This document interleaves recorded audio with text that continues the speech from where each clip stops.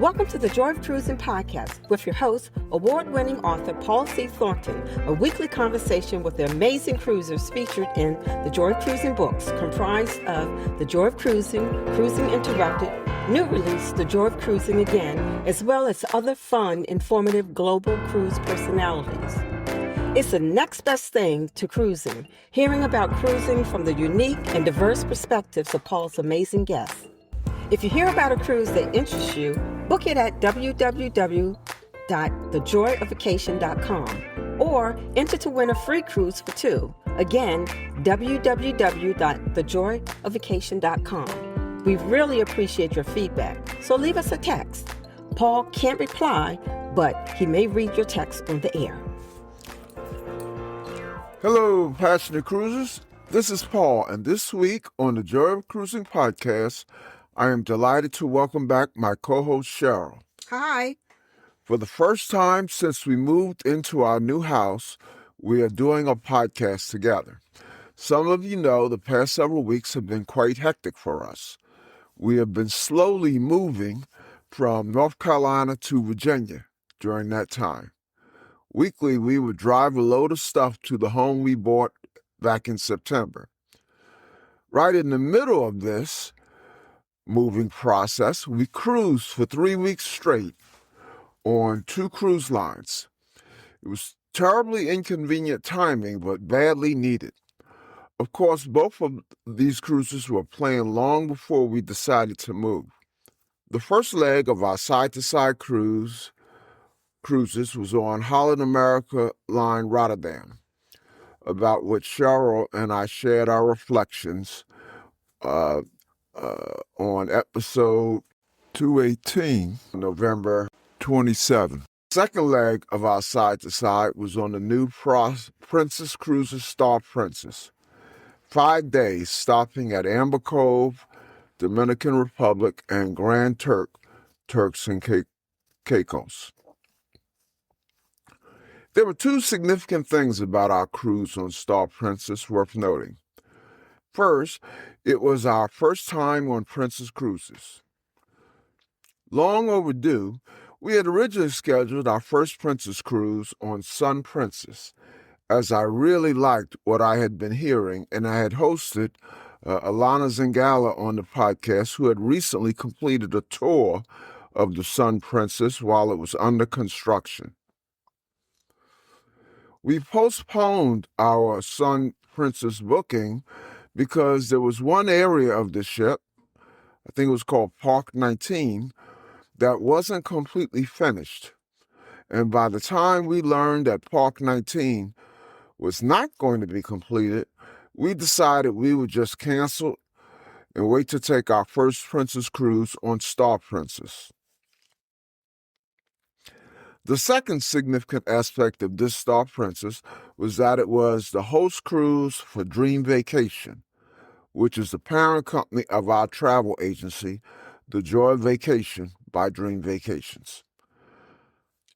Our daughter, Shawnee, who I should call Miss TikTok given her social media expertise, is part of the Joy Vacation Travel Agency, and she accompanied us on the cruise.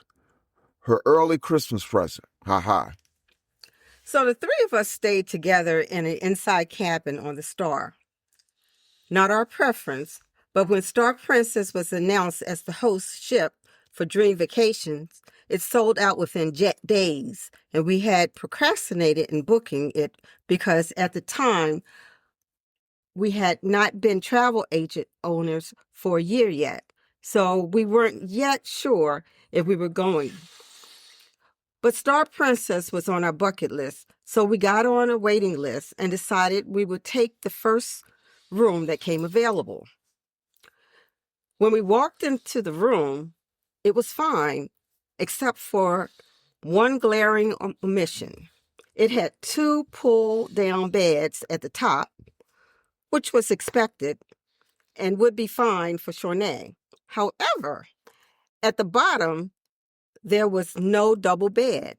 Instead, 2 single beds on opposite sides of the room. The room steward, Pisces, stuck his head in the room and cordially introduced himself, and we each responded in kind. But Paul quickly added a request to put the beds together. Pisces responded he couldn't do that for safety reasons. At this point, Paul went ballistic, mentioning how many years we had been married and the days of dorm rooms are long gone, and demanding to speak to someone else about this. While Pisces went to get, presumably, his supervisor, after 5 minutes or so, Paul decided to go to customer service to demand either the beds get pushed together or find us another room. Customer service rep was nice, but essentially parroted the same thing that Pisces said. It was a safety hazard. We were perplexed because we hadn't heard that before, and over the years have sailed many times for our daughters or grandkids where they were in bunk beds. What are we missing? Paul asked for a different room and was told the ship was sold out. This was the U.S. inaugural. We agreed to accept the consequences of having the beds pushed together, and then happily went to the buffet, where we were pleasantly surprised. But before we talk about the buffet, let me talk about something that we found original and ingenious, which we received upon checking in. The Princess Cruises Medallion. We each received a device you wear around your neck that turned out to be the most impressive tech we have encountered on a cruise ship. When we got it, I assumed it was a variation of the wearable you receive when you check in on Virgin Voyages that fits around your wrist. But the one on Princess did so much more. We just didn't realize it until various things started to happen. For instance, as I walked up to my door, my photo would show up on a small display and a door unlocked indicator would light up. No need to hold the medallion against anything. Besides stateroom access, the medallion facilitates a number of other activities, like onboard purchases, locating family members, and even ordering food and drinks via the Princess app and delivered right to you anywhere you are on the ship. I was most impressed when we walked up to a bar or a restaurant counter and the wait person addressed you by your name because your medallion registered on their display. We were spooked once, though. Shornay and I got off the ship together in Amber Cove, but she joined up with some of her friends, and I came back to the ship. Shortly after I returned to the room, the phone rang from security, noting that I disembarked with Shornay and came back by myself. Wow, that's impressive. I can see how some might find it intrusive. No Amy Bradleys on Princess. Before going to the buffet, we went to Rudy's offering on Star Princess, Catch by Rudy. Paul had tried to book it before boarding, but it was full, and we were hoping that somehow they had allotted some spaces for booking on board, but no luck. It was full. Paul said he would try to text Rudy if by chance that would be helpful to getting us in. The buffet was a pleasant experience and offered a few touches lacking in some cruise line buffets. There were soda dispensing machines and complimentary soft-serve ice cream dispensers. The buffet offered a good selection between traditional buffet and a connected diner-style offering. Outside the buffet was a bar with excellent drinks, and adjacent was the International Cafe with a full coffee, espresso, tea, and snacks and pastry selection, which was included with the plan we had, which was the Princess Plus package, which included beverage package, unlimited Wi-Fi, and gratuities. That evening, we headed to the first of the Dream Vacations nightly themed cocktail parties, or cocktail hours. This one featured wearing your favorite sports-themed regalia. Briskly walking past the group headed to the party in Star's signature space, the Dome, was Star Princess resident DJ Gilla, aka Emery Gill, a friend that we met on our Virgin Voyages transatlantic cruise and who will be on the Joy of Cruising podcast in February. Turns out DJ Gilla was headed to our function in the Dome.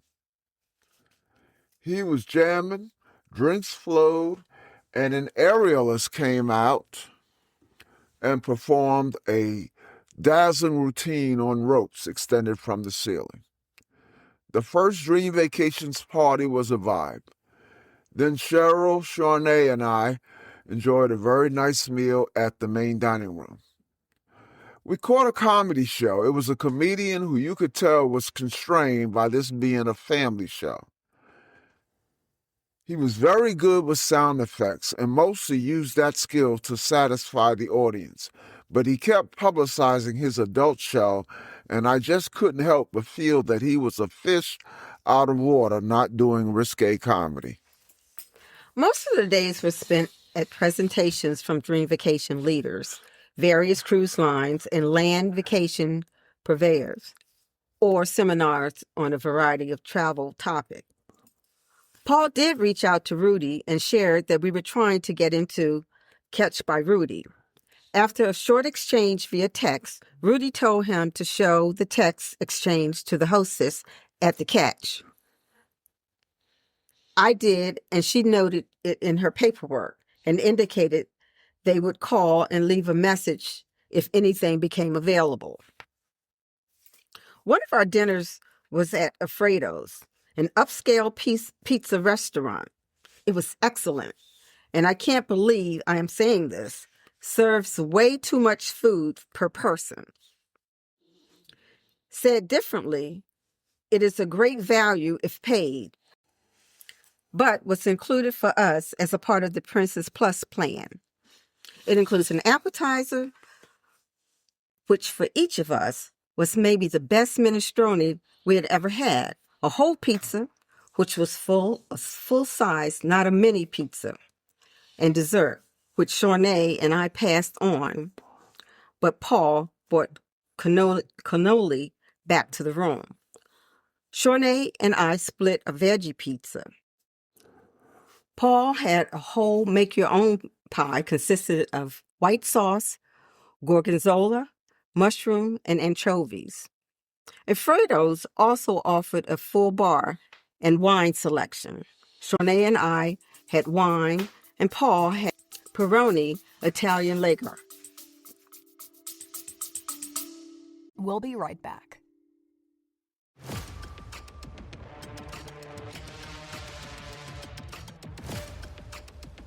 Do you have a dream car? Mine is the Lucid Air. Are you intrigued by electric vehicles? The Lucid Air EV has been called the best driving car in the world. And the Lucid Air Sapphire is certifiably the fastest production car in the world. Listen to Lucid Driver Podcast wherever you listen to podcasts or at luciddriver.buzzsprout.com.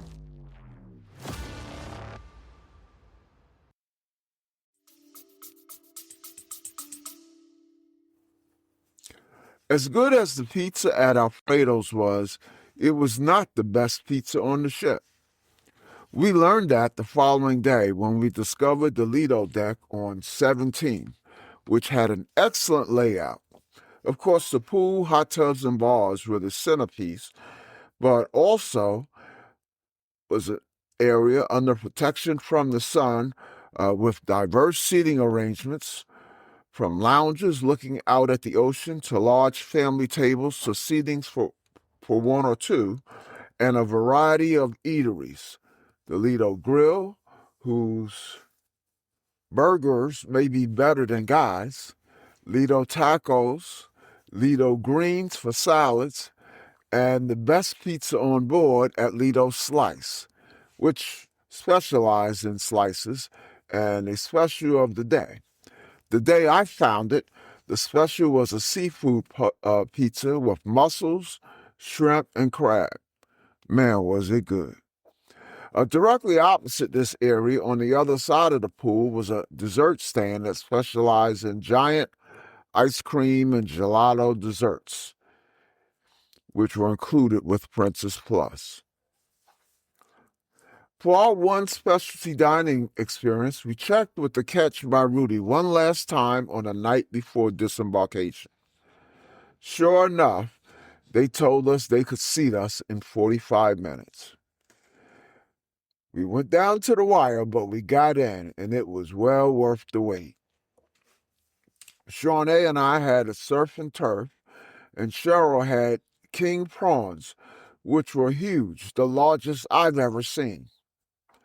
Afterwards, Shawnee said, "Dad, that was the best meal I ever had." Food on Princess overall was an A. We loved seafood, and it was great to have seafood at Rudy's restaurants on back-to-back cruises.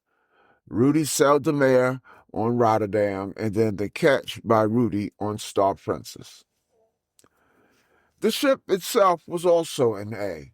I've heard some complaints from veteran Princess cruisers about the layout, but without having that background, the layout didn't bother us at all. Frankly, Star was among the prettiest ships we have experienced. Another highlight was technology. I already mentioned the medallion. Another highlight of the technology was their smart elevator system.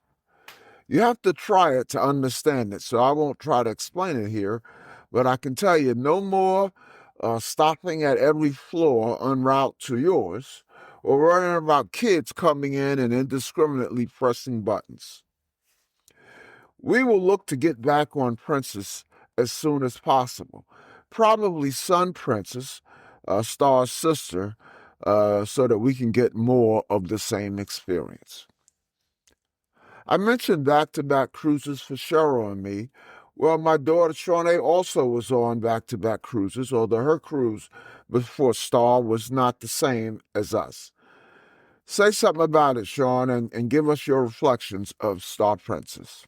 So for 5 days prior to meeting with my parents, I was on the Norwegian Jewel. It's one of their smallest ships in their fleet. This was for the festival at sea called the Live Loud Fest. And let me tell you, it was such an amazing time well spent with friends. It's basically a concert at sea where you have a ton of musicians that come and they perform different genres of music, but I would probably say it was like that neo soul rock kind of vibe.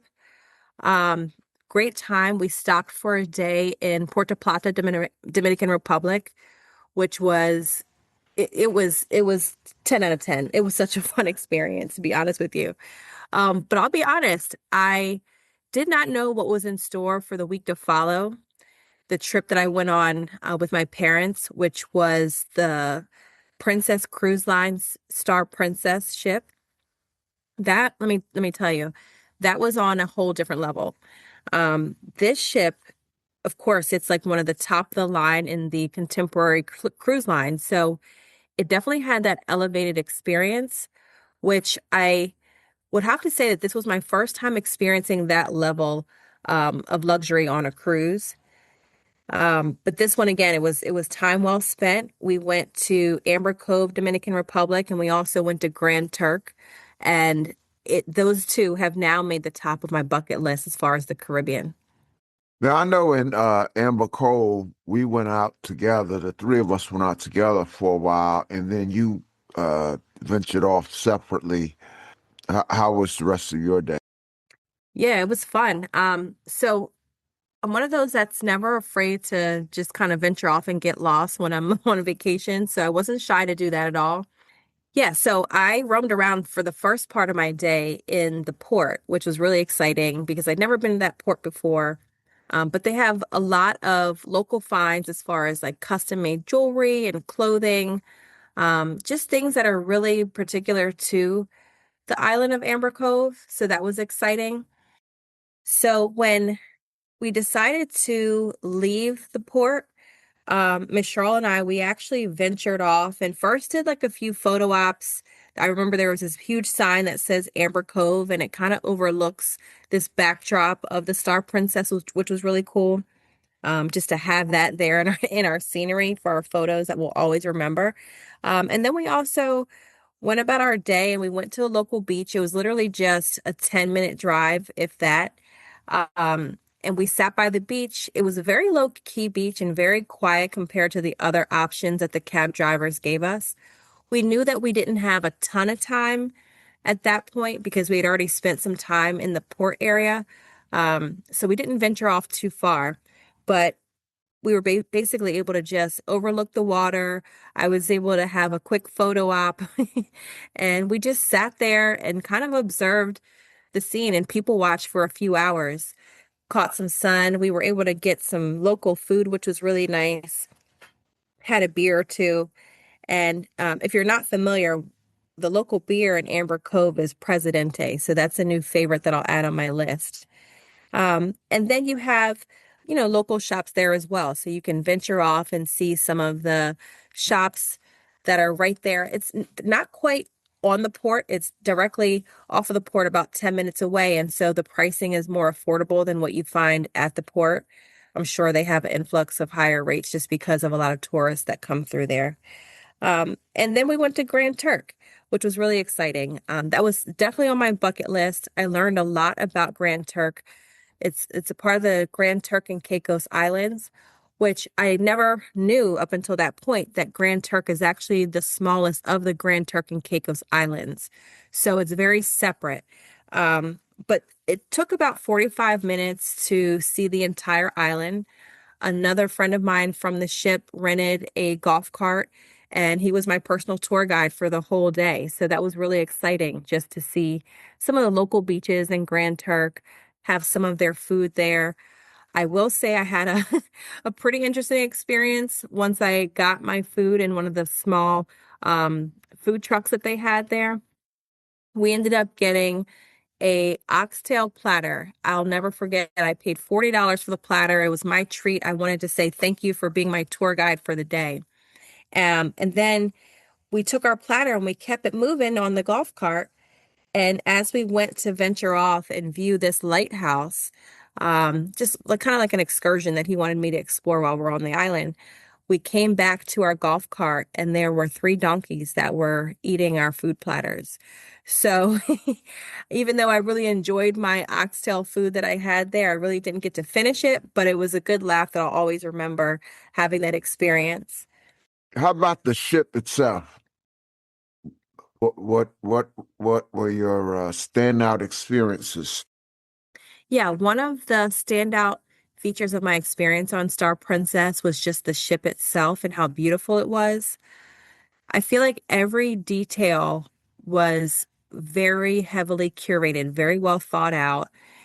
If you think about relaxing on the ship, it wasn't just your typical find a lounge chair type of experience.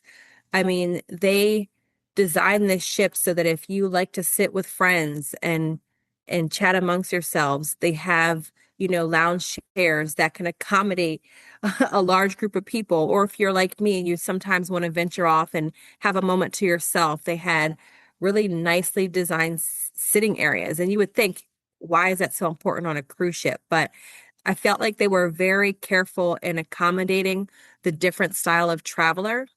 Um, I also really appreciated the food on the ship. Oh my gosh, the food was top tier. I had everything from filet mignon to lobster and steak to the best pizza that you could possibly imagine on a cruise ship. The food was 10 out of 10, highly recommend. And the other thing that stood out to me was the medallion that you get when you board the ship.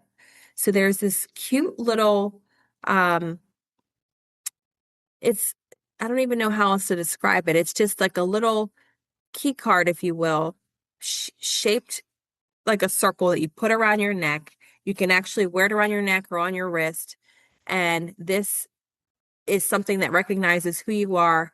And so this medallion, you're able to use this anywhere and everywhere on the ship. It's customized where any service attendant on the ship knows exactly who you are, and they know within reason how close or far away you are from them. So you can actually be walking to your room, and without having to take your key card and put it up to the door like you would on a typical cruise ship, the medallion automatically picks you up, probably within about 10 feet of where you are from your room, and it unlocks your door for you. I had never experienced that before, but that's something that I will never forget. And it made me want that next level of service that I can't say that I've experienced on any other cruise ship. The other thing you can do with the medallion is you can order a drink from your app. And because of that medallion, the service attendant on the ship will know exactly where you're located. So they'll be able to deliver that drink to you by locating where you are because of the medallion. So that was a really unique experience. Well, Sean, I told the listeners before you got on that that cruise was your Christmas present. But thank you. That was a great experience that I will always remember. And I have a ton of pictures to share with your viewers if they're ever interested. That being said, though, listeners, I'm recording this a couple of days before Christmas. Shawnee is up in New Jersey, and as I mentioned to you, we're at our new home in Virginia. So, Sean, I will see you here in just a couple of days. Anyway, even though you already got your Christmas present, haha. All righty. Take care, hon. And again, I'll see you in a couple of days. And listeners, as I like to say, we will see you on the ocean. Bye. The Joy of Cruising and Cruising Interrupted, each $16.99 plus shipping, and new release, The Joy of Cruising Again for $18.99 can be ordered at the link on thejoyofcruisingpodcast.com. For each of the 3 books, use the discount code Joy of Cruising Podcast and get $4 off. The Joy of Cruising books are also available at Amazon. Order the ebook at Amazon or your favorite online retailer. Stay in touch by joining the Joy of Cruising Podcast Facebook group or following the Joy of Cruising Podcast on Instagram. We're constantly adding new shows. Please leave a review and tell a friend about us. We hope you enjoyed this brief escape to the ocean. See you next week.